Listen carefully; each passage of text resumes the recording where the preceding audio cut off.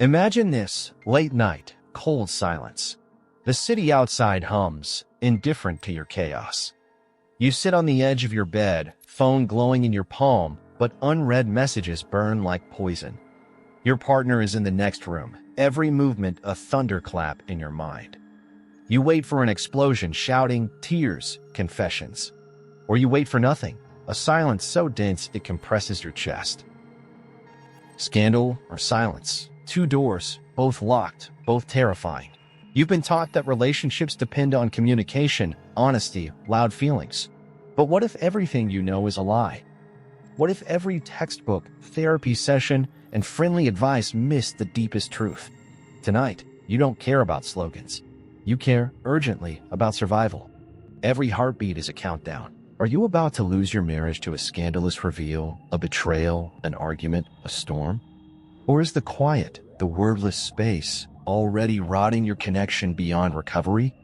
Right now, the truth isn't safe. The mind breeds secrets, whether screamed out loud or buried in untouched silence. Which will kill you faster, conflict or distance? Let's break the myth. Scandal destroys marriage fast. Silence saves it. This binary is seductive, burned into your brain by stories, movies, and culture. We believe conflict is a balm, silence is a haven. You want a formula: fight and lose, avoid and win. But science and street philosophy spit in the face of such comfort. Relationships aren't simple equations. Your mind wants safety and certainty, but gets chaos and contradiction.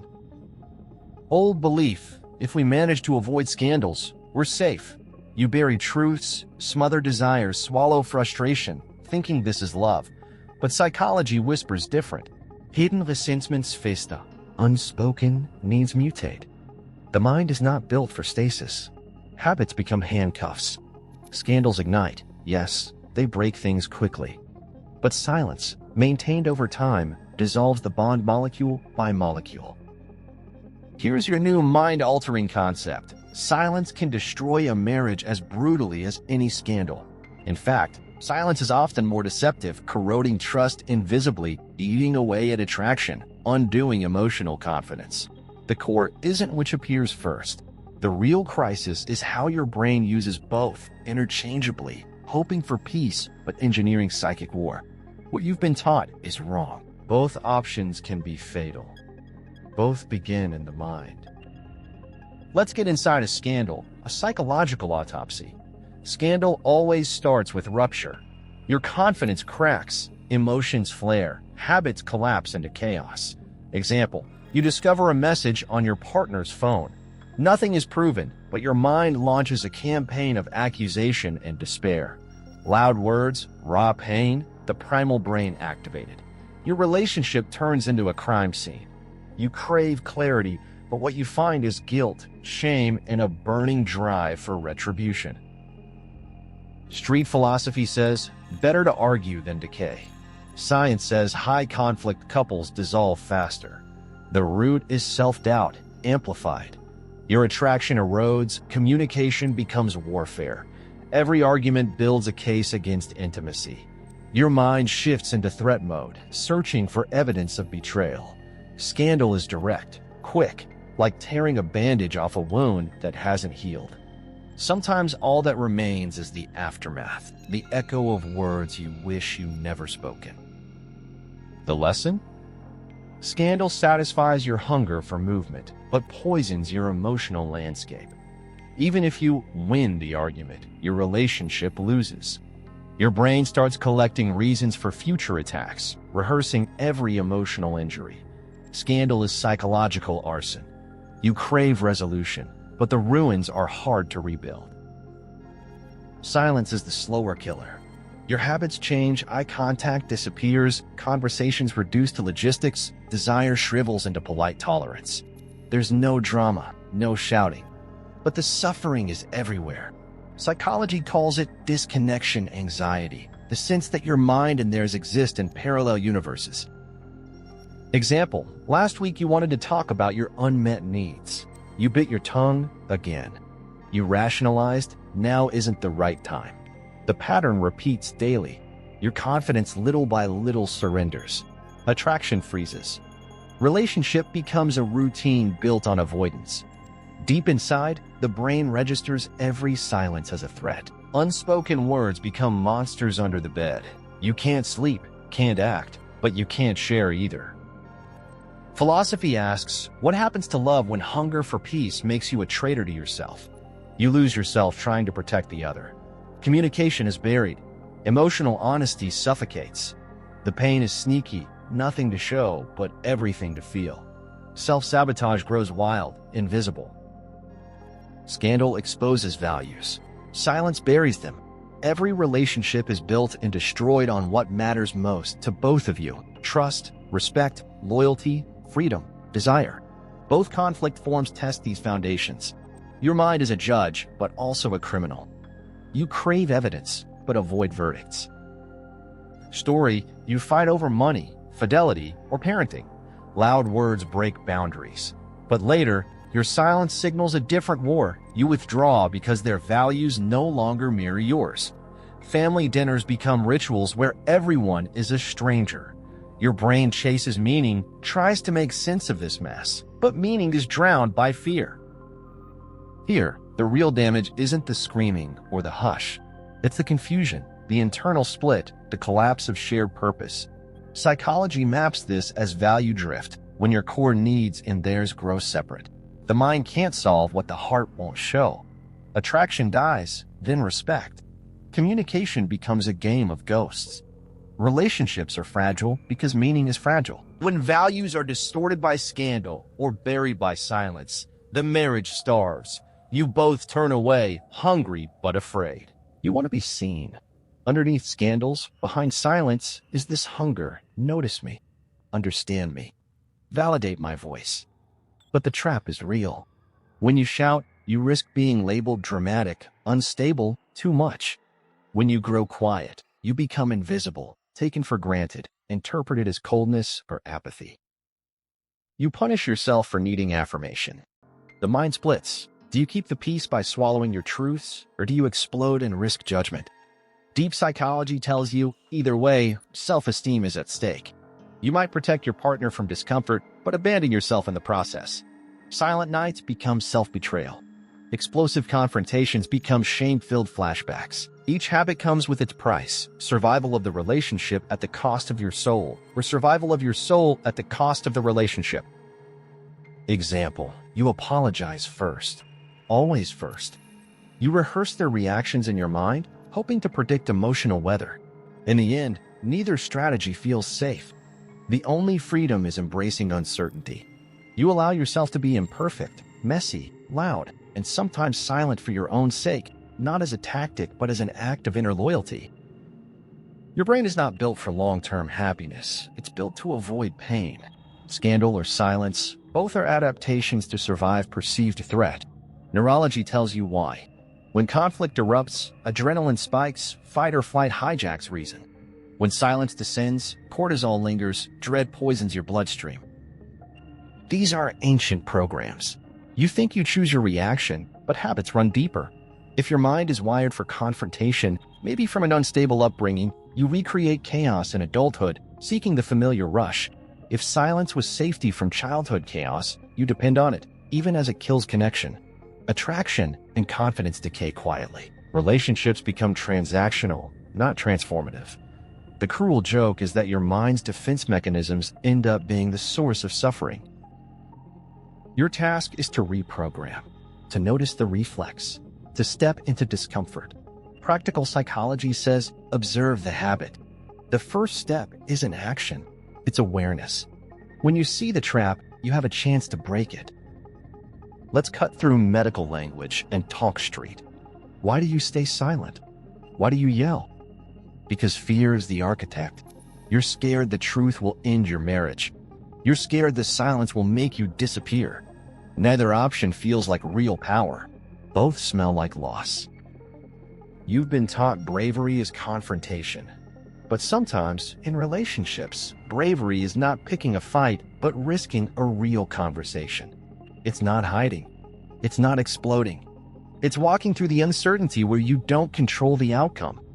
This is the sharpest street truth. The mind hates uncertainty more than almost anything, and that's why you loop between scandal and silence. You want a guarantee, will my pain be healed if I speak? Will my loneliness end if I shut up? Nobody gets those promises, and still, you keep negotiating with your fears, hoping for safety in either extreme. Real philosophy begins in this space, when you admit you're terrified and stubborn, lost and stubbornly craving to be found by another human. Nobody gets married hoping to rot in resentment. You start with fire, looks, laughter, hope. Over time, pain enters. Maybe they betray you. Maybe they never see you. Either way, your needs get lost. This absence grows into confusion, the sense that you're wrong for having needs at all. You tell yourself, maybe I'm too much. You chop off your desires, hoping to fit whatever mold keeps the marriage going. Yet needs are stubborn. They rebel. They drip out as irritation or ice. A fight over socks or dishes isn't about socks or dishes. It's your nervous system screaming, see me, or this will never end. You both start making deals with your pain. If I say nothing, maybe this will pass. Or if I start the fight, maybe I'll force change. But needs denied do not disappear. They become sharp. The wrong word, scandal. The wrong silence, distance. The relationship collapses under the weight of everything unspoken or everything hurled. You feel powerless, but it's not true. Pain is a compass if you listen to it. Awareness always begins in crisis. One day, you look in the mirror and don't recognize the person staring back. The lines of frustration, the haunted eyes from sleepless nights, the edge of your voice. This is the crossroads. You realize your pain comes from abandoning your own mind. The urge to scandal, the explosions, the drama no longer feels powerful, just exhausting. The urge to stay silent no longer feels safe, just lonely. This moment is where you question everything. Who am I if I'm not fighting or withdrawing? What would it look like to simply exist, to be honest without the certainty of outcome? You see the habits for what they are, defenses, not truths. You name the mind's tricks out loud. Communication is no longer a weapon or shield, but a risk worth taking. You might lose something, but you might find yourself. Transformation starts here in the decision to face, not fix or flee, your sense of self and the relationship. You remember confidence as a fleeting thing, maybe a half-remembered night, laughing together, sharing secrets, touching without calculation. Now it feels locked behind layers of wear and erosion. Scandals made you doubt your attractiveness, your power. Silence made you question your worth, the value of your thoughts. Both have stolen from you. Reclaiming confidence requires a rebellion. Not loud, not dramatic, but deliberate. You let yourself be flawed and uncertain, but present. You state, without apology, what you see and feel, even if your voice shakes. The smallest act of self-expression is a win against history. You realize confidence isn't a mood, but a practice. Street philosophy whispers, your mind believes what your actions prove. Habits change the brain. One honest conversation, no shouting, no silence, becomes a turning point. Each small risk is a vote for the person you want to be. You slowly become someone who belongs in their own marriage again. Attraction never dies in one day. It evaporates drop by drop. The scandal scorches. The silence freezes. Both distort the invisible energy that drew you together at the start. It's science, mirror neurons craving closeness, dopamine spikes in early romance. And then, repulsion. Your mind, flooded with stress from repeated conflict or chronic absence, stops associating your partner with comfort or excitement. You notice it in small things, avoiding each other's eyes, bodies brushing in the hallway with neither affection nor anger, just numbness. The relationship becomes two parallel lives. Street philosophy says, if you don't find your partner interesting, you'll start finding someone else irresistible. Subliminal habit. Psychology agrees, when safety or novelty disappear, attraction follows. Not overnight, but inevitably. Your mind cannot fake desire forever. Reigniting attraction means risking both honesty and vulnerability, challenging the silent agreements and unspoken wounds head-on. even if it means inviting a little chaos back in. Communication is worshipped and feared. Every self-help book promises talk it out. But when truth is radioactive, when silence is suffocating, who knows how to speak? Your mind creates elaborate scripts, rehearsing, editing, deleting before a word escapes. What's left is static. You talk about the weather, bills, logistics, never the pain underneath. Science calls this surface dialogue. Connection shrivels because you've made an unconscious pact. No more risks, no more real talk. Communication isn't just data transfer, it's exposure. The ultimate act of trust. One night, you break the pact. No more tiptoeing. You say what hurts, admit what you miss, confess your role in the corrosion. There's terror in the honesty, but also relief. For a moment, your mind feels clear, unmasked. This is ground zero, the first step towards something new or the necessary ending of what needed to dissolve. The mind worships control. You crave plans, closure, guarantees. Yet relationships thrive on uncertainty, that shifting, stormy field where nobody knows the outcome. This terrifies you. But paradoxically, it's the birthplace of romance and growth. Street philosophers understand predictability is anesthetic. If there's no risk, there's no passion. Psychology trails behind, but even science agrees. Novelty, threat, and uncertainty revive brain chemistry, awaken desire. You resist this reality. You want your marriage locked down, emotions managed, outcomes secured. In chasing that, you strangle the living force between you. The relationship becomes a tomb, beautiful but dead. Philosophy demands you invite uncertainty, not for chaos's sake, but to remember what makes you both feel alive. You breathe into the spaces where you don't know what happens next. You gamble your old mind for a chance at new possibilities. Rejection is at the center, always. Scandal brings it fast, shouted, slammed, final. Silence delivers it slow, a year, a decade, the slow die-off of attention and care. You've lived both. You've felt that cold, insistent dread. Am I enough? Am I wanted? The human brain is allergic to exclusion.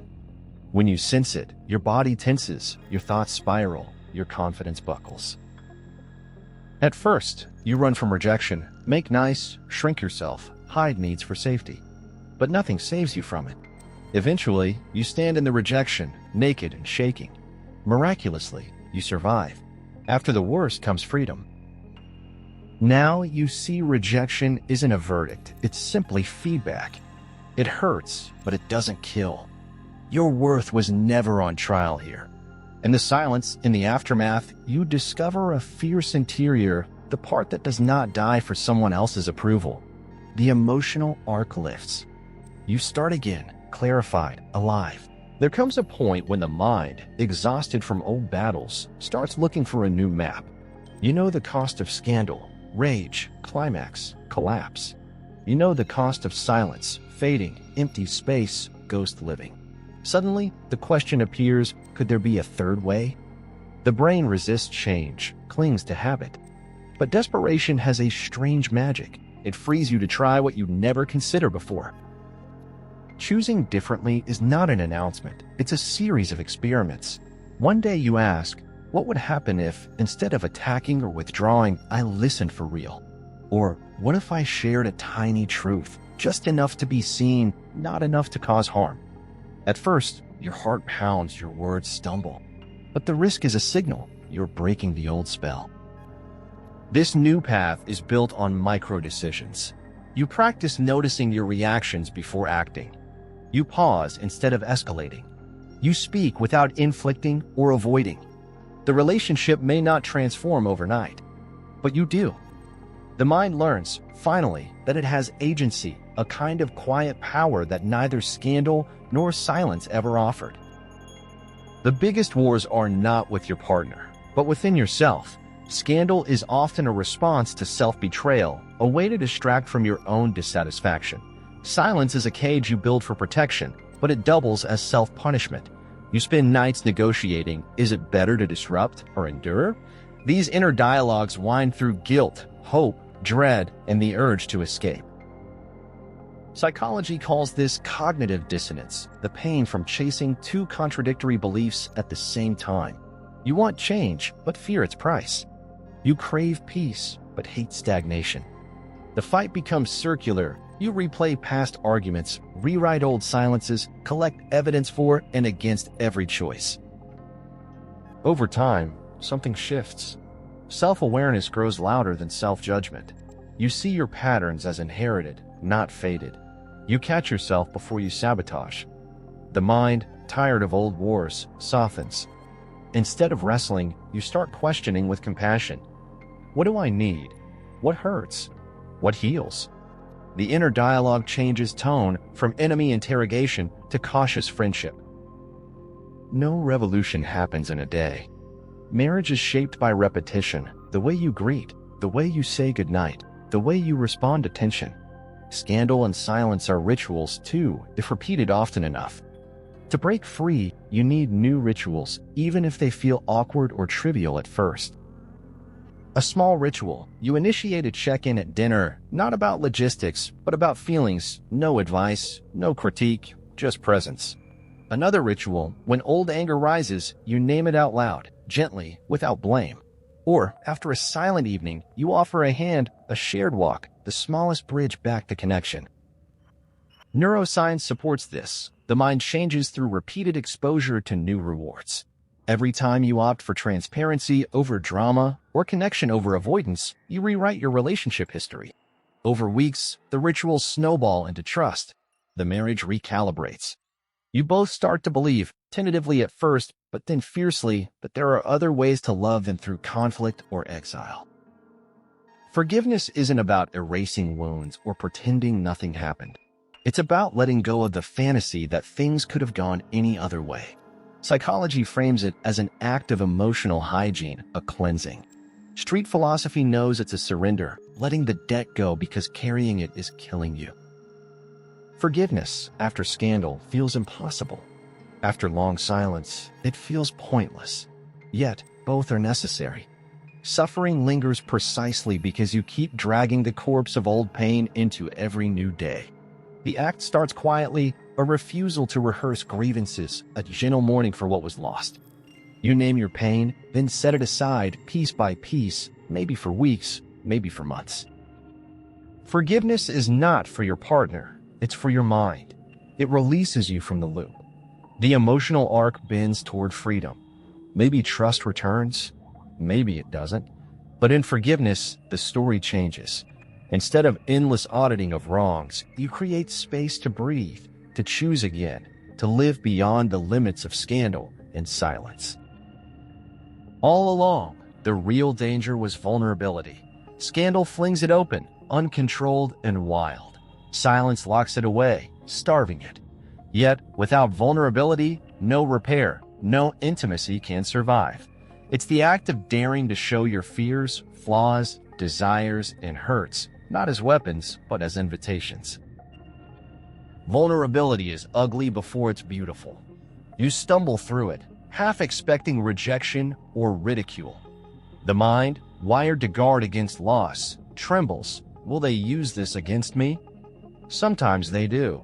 Sometimes you are disappointed. Pain is real, but so is discovery. Over time, vulnerability becomes less about drama or defeat and more about freedom.